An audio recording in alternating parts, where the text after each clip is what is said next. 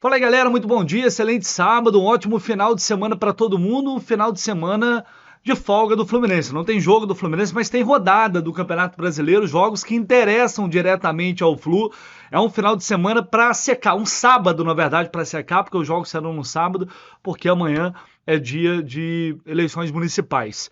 Então temos que torcer por tropeços de Vitória e de Corinthians neste sábado e tomara que dê tudo certo para que o Fluminense possa ir para a próxima rodada fora da zona do rebaixamento. Teremos data FIFA pela frente. Aliás, João Ares foi convocado mais uma vez para defender a seleção colombiana. Não chega mais a ser notícia, mas enfim, a confirmação agora de que Ares vai defender a seleção nos jogos das eliminatórias da Copa nesta data FIFA. E temos muitas notícias aqui neste vídeo, muitas informações.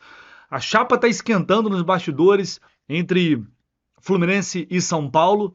Ontem o presidente Mário Bittencourt rebateu o presidente do São Paulo num tom bem forte, aliás, à altura do que o Fluminense merece, para esse falador de besteiras que é o Júlio Casares, que sinceramente está me decepcionando bastante, porque até então não tinha visto um comportamento dele, até teve em outras situações aí, mas que não teve nada a ver com o Fluminense, mas realmente o que o São Paulo e que o Júlio Casares estão passando de vergonha com isso é um negócio inacreditável. E tem muitas notícias aqui, assiste até o final, só não esquece de deixar o seu like, tá? Conto com vocês, como sempre, dando aquela moral aqui no canal, se inscrevendo também, né? Recomendando o canal do Léo para todo mundo aí, joga aí, compartilhe nos grupos, peça para todo mundo da tua família, teus amigos chegarem aqui e se inscreverem também, porque dessa forma vocês me ajudam demais. Vamos que vamos então, porque tem muita informação. Apurou, confirmou, publicou, emplacou! E eu só acredito no Lessa! Vamos lá, pessoal. Eu vou começar primeiro com a declaração do presidente do São Paulo, Júlio Casares, que motivou tudo isso, para quem não assistiu, e depois vou trazer aqui a resposta do presidente Mário Bittencourt. Eu vi a declaração do Mário Bittencourt, que eu reputo um amigo, eu gosto dele como dirigente, mas eu acho que ele errou, ele derrapou, né? Porque se a gente voltar para os anos anteriores, a gente pode observar que teve times que subiram para a divisão especial, passando por cima da regra que foi estabelecida dentro do campo. Isso sim é voltar anos atrás. O que nós temos é trabalhar de acordo com o que a lei nos permite. O São Paulo está lutando porque foi um erro tão claro de direito que tem que ser discutido. Ou se não for discutido e não for decidido, nós vamos recorrer, qualquer decisão, vamos anular essa cláusula. Porque se tem um erro de direito tão claro, tão demonstrado como prova, e ele não for analisado, para que existe, né, homens sérios que estão no STJD para definir isso? Então é melhor extirpar esta cláusula. Gente, acaba com o erro de direito, ela nunca será colocada em prática. Se tem algum previsto na lei e você, como parte, leva isso a exercício, e aí todo mundo fala, mas isso pode ser um mal para o futebol, então tira. Mas eu vejo o Mário Bittencourt como uma grande liderança. O Fluminense, quando foi campeão da Libertadores e nós da Copa do Brasil, trocamos faixas, comemoramos. Eu acho que ele derrapou. A vida da gente, às vezes a gente escorrega, às vezes erra na emoção. Então eu acho que nós não estávamos trabalhando contra o Fluminense, nós estávamos trabalhando a favor da arbitragem, a favor do futebol, a favor até da CBF, que está tão claro a catástrofe que é a nossa arbitragem, que nós esperávamos ter contribuído. E vamos recorrer, vamos discutir isso nos âmbitos jurídicos desportivos.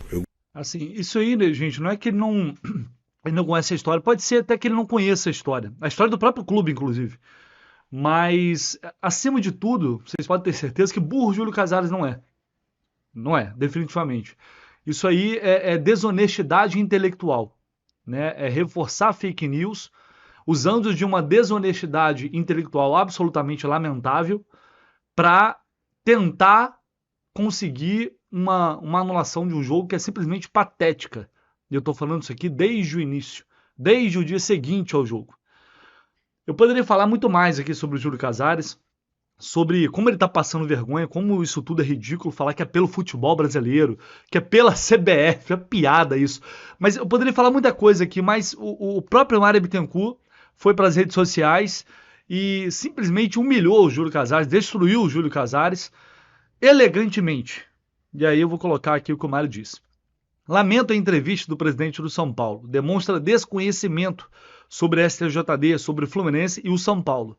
Em entrevista recente, fui perguntado sobre o tema e falei que, do ponto de vista jurídico, achava absurdo o pedido de tentar anular a partida por alegado erro de arbitragem. Alegado porque, no lance, a falta foi a favor do Fluminense, que não se beneficiou. Todos os princípios desportivos foram cumpridos, sem interferência no resultado. Falamos muito isso aqui. Esses são os fatos. Já a memória do presidente Júlio, por quem tenho um maior respeito, vou refrescar um pouco. Em 96, um escândalo de arbitragem envolvendo outros clubes gerou o não rebaixamento de Fluminense e Bragantino. Por isso, jogamos a Série A em 97. Em 99, novo problema envolveu justamente o clube do presidente.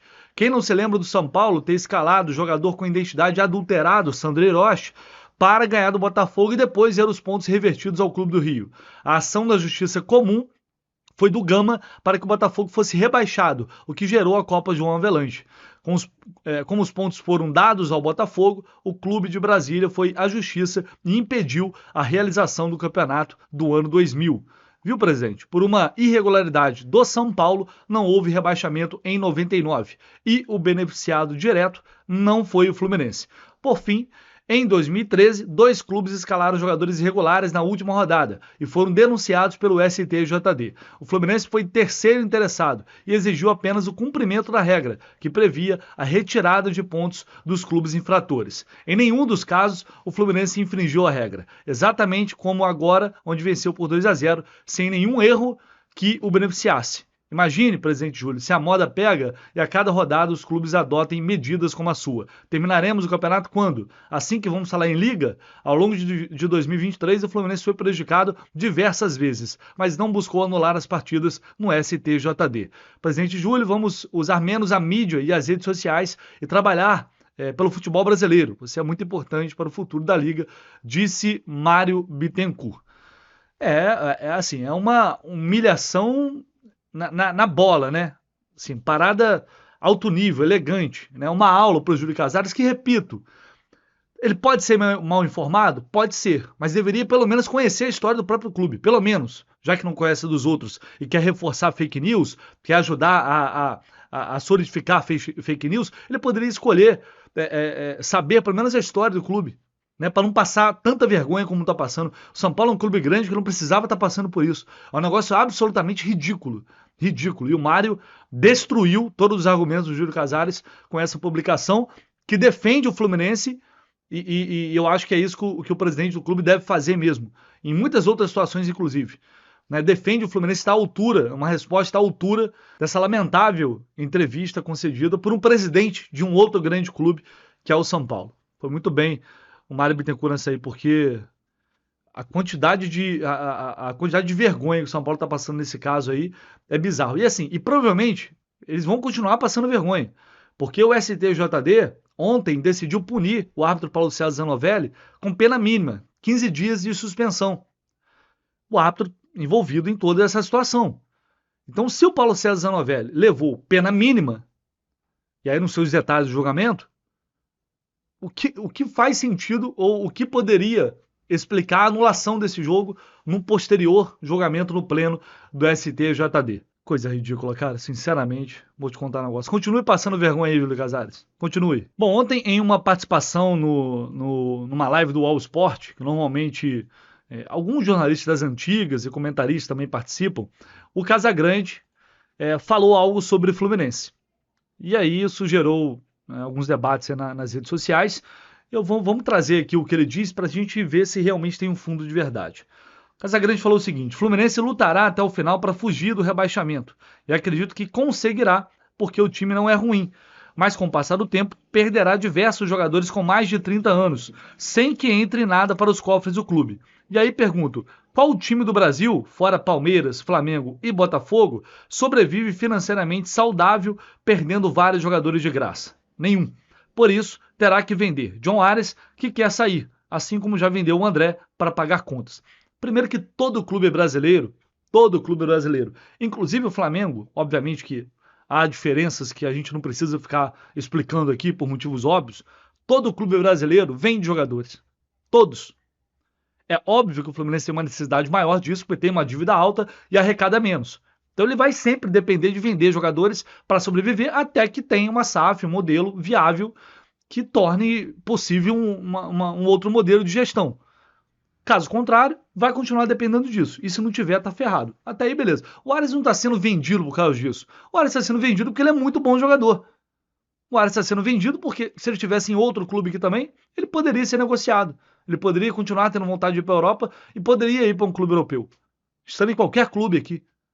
Não é porque não é pela situação ou porque o Fluminense contratou vários jogadores de 30 anos e agora vai ter que fazer dinheiro que vai vender o Ares. Até porque o Fluminense não vai ter apenas 50% do Ares. Não vai ser o Ares que vai resolver o problema do Fluminense. Definitivamente. E aí vamos lá, ele seguiu dizendo o seguinte: essa situação toda foi criada por Fernando Diniz, que pedia jogadores com idade avançada aos montes, e Mário Bittencourt atendia os seus desejos sem pensar no futuro, sem considerar que não teria retorno financeiro com nenhum deles. A preocupação do Fluminense não é só evitar o rebaixamento, mas também resolver o que fará para o futuro. Entrará no próximo ano com esse monte de jogadores veteranos novamente? Terá dinheiro para rejuvenescer o elenco com qualidade? A conta de tudo que o Diniz elaborou para o Fluminense está começando a chegar. Espero que o Mário consiga lidar com essa situação e aos poucos faça uma reformulação jovial nesse elenco, mas não tenho ideia de como fazer. Vamos lá, primeiro que joga toda a responsabilidade aqui para cima do Diniz, e é óbvio que a responsabilidade não é só dele. Também é dele, mas muitos jogadores que fazem parte do elenco do Fluminense, hoje veteranos, chegaram antes do Diniz. Felipe Melo, Fábio, alguém vai falar do Felipe Melo. E outra, são todos jogadores campeões da Libertadores. O que a gente discute hoje, depois de tudo que aconteceu, é que o planejamento para 2024 deveria ter contado com jogadores mais jovens para equilibrar mais o elenco, pensando que uma temporada depois esses jogadores poderiam sentir. Mas vamos lá. Chegaram Marcelo e Thiago Silva. Qualquer treinador que estivesse aqui ia querer Marcelo e Thiago Silva, gente. E assim, Marcelo e Thiago Silva é um projeto do Fluminense, acima do Fernando Diniz. Né? Quem mais? O Cano, que hoje é um jogador também mais veterano, mas também chegou antes do Diniz. Os desse ano, sim. Douglas Costa, Gabriel Pires e Renato Augusto, por exemplo. Porém, e até Antônio Carlos, Felipe Alves, isso aí é tudo obra do Diniz, beleza, mas isso não vai ser grande problema. Mas Douglas Costa, a gente sabe que foi ele que pediu. O próprio Douglas Costa falou na época.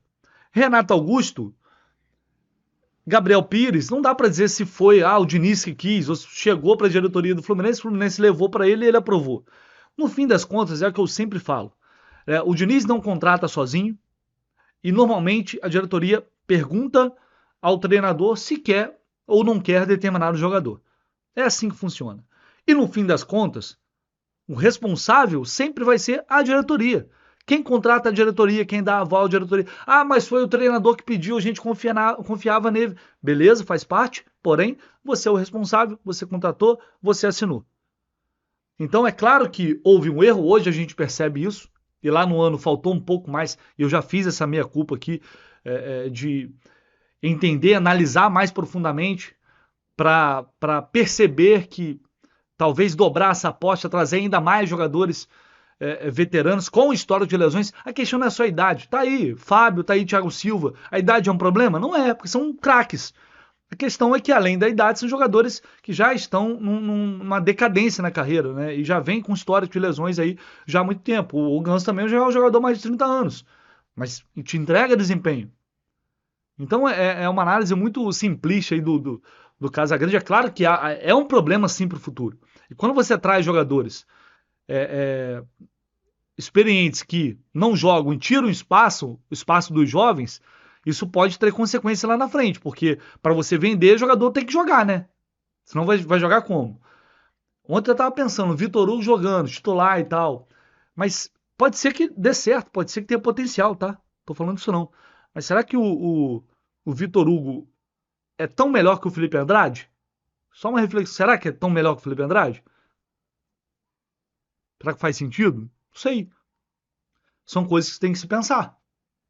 O Fluminense negociou alguns jovens jogadores, né? Agner, Kaique Almeida, Arthur, e eu não vou nem entrar no mérito porque o próprio Mário Bittencourt já explicou essas negociações aí, querendo ou não, deu a explicação dele. Mas o que eu estou dizendo é que isso é sim uma preocupação para o futuro, mas é um problema que é mais profundo do que, do que a forma como o Casagrande está colocando.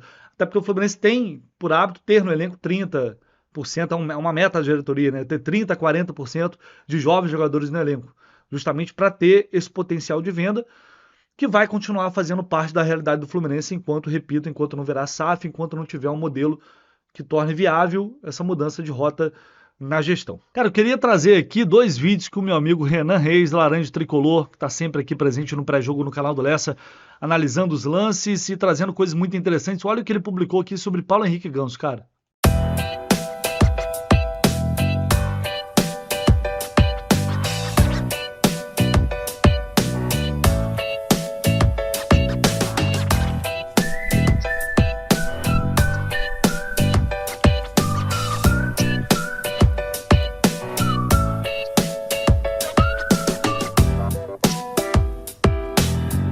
E a diferença do jogador que é gênio, né? Reparem como ele mapeia o campo o tempo inteiro para todos os lados, já pensando sempre à frente na próxima jogada.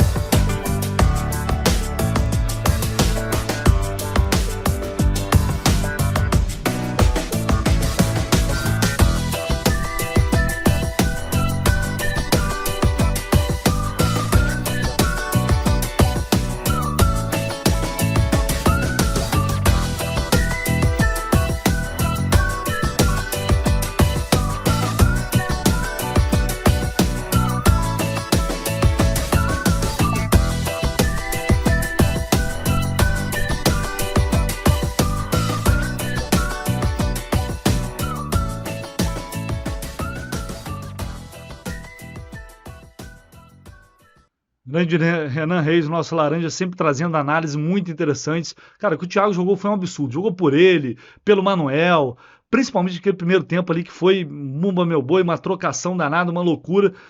Cara, que atuação do Thiago Silva. Firme, né? Mesmo quando erra, consegue se recuperar. Salvou pelo menos 2 gols. 2 gols. As chances claras ali do Cruzeiro, uma bola que bateu no Marcelo ia ser gol contra dele, se não fosse o Thiago Santos ali. Foi realmente uma atuação gigantesca desse jogador. Se a gente não tivesse Thiago Santos improvisado, não dá nem pra dizer mais que ele é improvisado, pra mim ele é zagueiro, não sei o que ia ser, porque, cara, com esse drama que foi a zaga do Fluminense esse ano, com tanto de lesão, problemas, o Thiago Santos, a verdade é que ele salvou o ano do Fluminense nessa posição. Né? Impressionante, que grande atuação desse jogador.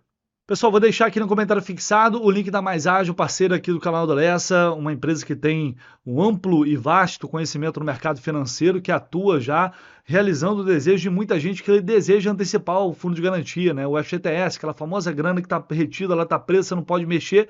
A Mais Ágil faz exatamente isso para você, com rapidez, o nome Mais Ágil não é à toa, e com uma equipe que está lá prontinha para te atender e para tirar todas as suas dúvidas. Você está precisando de pegar essa grana para fazer aí algum investimento, resolver algum problema da tua vida, alguma coisa urgente, então entre em contato com a Mais Ágil, que eles vão te explicar o passo a passo, tudo como funciona. Só clicar no link que está aqui no primeiro comentário. É isso, pessoal. Ficamos por aqui. Um abraço a todos. Tenham um excelente sábado e assim que tivermos mais notícias, voltamos com mais informações no canal do Lessa. Um abraço. Tamo junto.